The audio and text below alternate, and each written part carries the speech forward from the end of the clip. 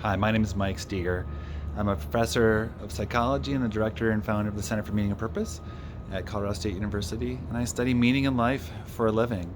Today, I'd like to talk about what we're supposed to do with meaning. Is it really an outcome, or is it a tool that we can use to live better lives? I'm going to use what I hope isn't a too overplayed metaphor, and that's the immune system.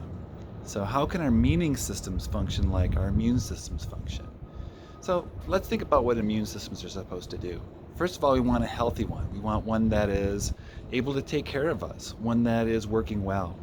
But we also want immune systems that can learn from new threats, new challenges, and keep growing and maturing over time.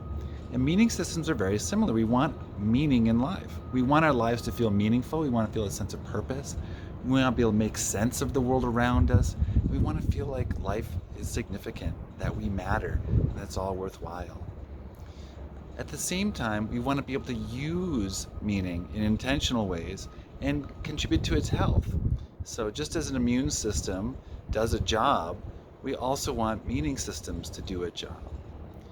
So if we take a look at what immune system has to do, eventually, in all our lives, we run across pathogens and these little infections.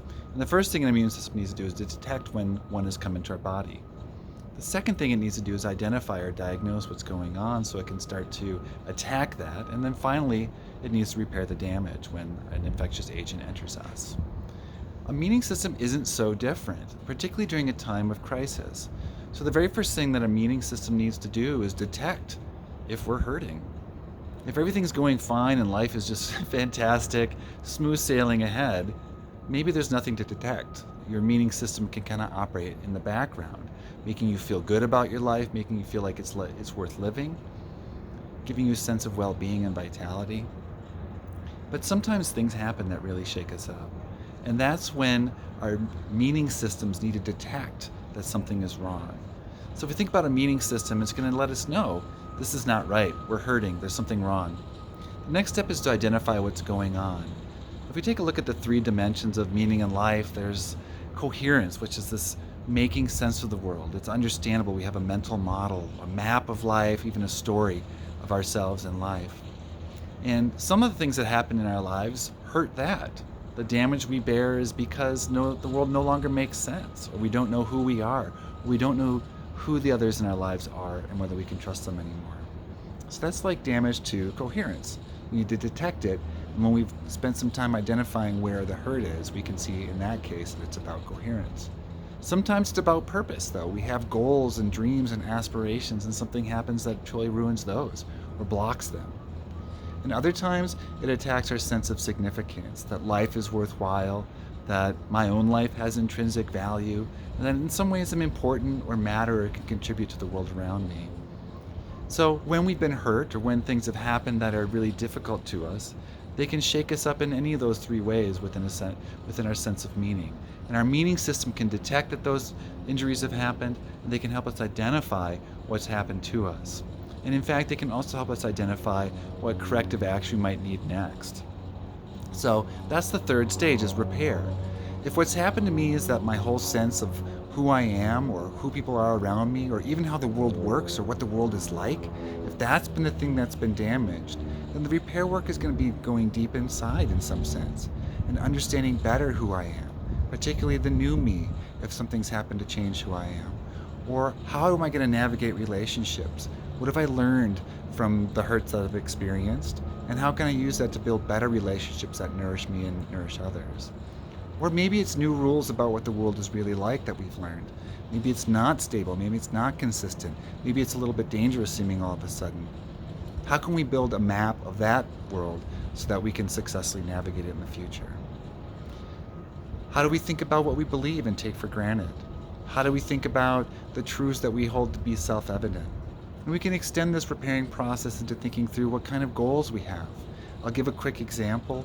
I have been really looking forward this year to going on some business trips, and for the first time taking one of my children with me. And it would just be me and each of them on different trips, spending some time together, just getting to be in the world together and establishing, I think, a different kind of relationship with each other. That's not going to happen this year. So for me, the goal of those trips wasn't just to go see a cathedral or go, sit in a cafe. It was to really learn together with me and each of my kids about how we are growing and how our relationship will start to establish new boundaries, new expectations, and a new foundation. So I can keep doing that. I can see that that's part of my lifelong motivation, is to have excellent and really healthy relationships with my kids. I just need to find new ways of doing that now, because that previous path that I'd chosen for myself has been disrupted. And finally, we can also take a look at how significance becomes an important part of our experience. When things happen that affect the entire world around us, oftentimes it makes us feel very small, very helpless, very insignificant. So in which ways can we find our own impact and our own capacity to benefit other people and contribute? In which ways can we find those kernels of life that make it worth living? How can we find inner strength that make us commit to trying to push on even when things get difficult? So the metaphor of an immune system for a meaning system is kind of like maybe only relevant most of the time when we're hurting. And maybe thinking about our meaning systems in this way, as detecting and identifying and then repairing damage, is most important during a crisis. But I also think if we get used to using these tools, if we get used to thinking through how life events, how changes, how growth over time, or even how a sense of stagnation can be signs that something in the meaning system of our life needs extra attention, we can apply these skills anytime, and we can get better and better at using them, just like our immune system gets better and better at detecting pathogens when they invade us and infections. So I know it's a awkward metaphor at times, particularly when what we really want is just to enjoy life sometimes and relax. But as we get better at thinking about what my life means and how can I use tools and identify levers and find well springs of renewed meaning ahead of us, I think we get better at understanding when we're hurting, but also we get better at identifying opportunities for growth. So if our meaning system is like an immune system, I hope yours is functioning well, and I hope you know how to use it well going forward. Thanks. I look forward to seeing you next time.